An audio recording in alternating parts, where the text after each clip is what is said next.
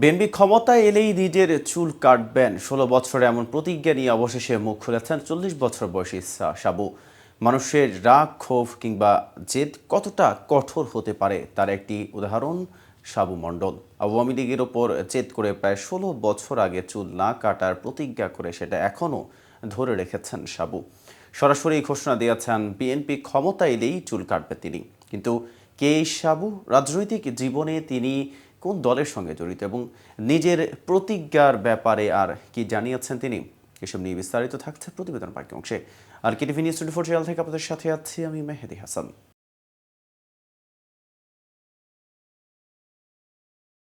পেশায় কাঠমিস্ত্রি সাবু মণ্ডল রাজবাড়ীর কালুখালী উপজেলার দয়রামপুর গ্রামের তালিব মণ্ডলের ছেলে।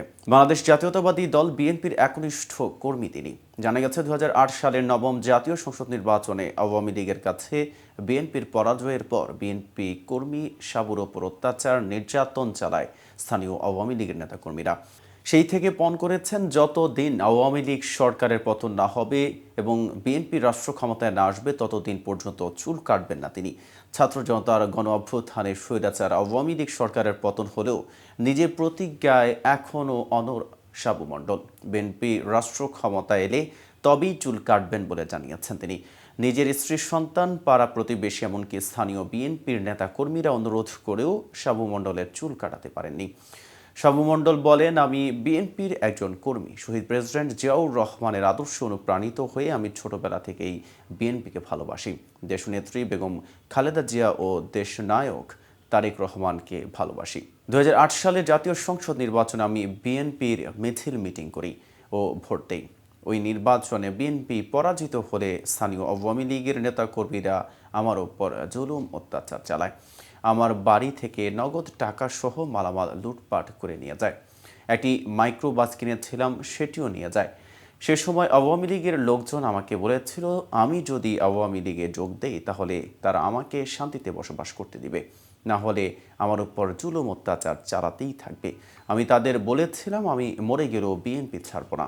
এরপর তারা আমার ও আমার পরিবারের ওপর আরও জুলুম অত্যাচার চালাতে থাকে।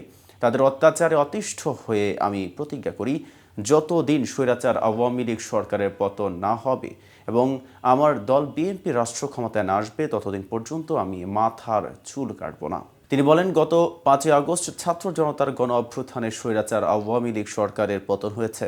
এতে আমি কিছুটা শান্তি পেয়েছি, তবে মাথার চুল কাটেনি। দেশনায়ক তারেক রহমান দেশে ফেরার পর দেশনেত্রী বেগম খালেদা জিয়ার নেতৃত্বে বিএনপি যেদিন সরকার গঠন করবে সেদিনই আমি আমার মাথার চুল কাটব। এছাড়া আমি মরে গেলেও মাথার চুল কাটব না। সাবুর স্ত্রী লতা পারভিন বলেন, আমার স্বামী বিএনপিকে ভালোবাসে। আমি সহ আমার বাবার বাড়ির লোকজন, পাড়া প্রতিবেশী এমনকি দলের নেতাকর্মীরাও অনেকবার তাকে চুল কাটার জন্য অনুরোধ করেছি। আমি চুল কাটার কথা বললেই আমার সঙ্গে সে রাগারাগি করে, তারপরও সে চুল কাটবে না। আজ এ পর্যন্তই। সারা দেশের নিত্য নতুন সকল আপডেট পেতে কেটিভি নিউজ 24 এর সাথেই থাকুন।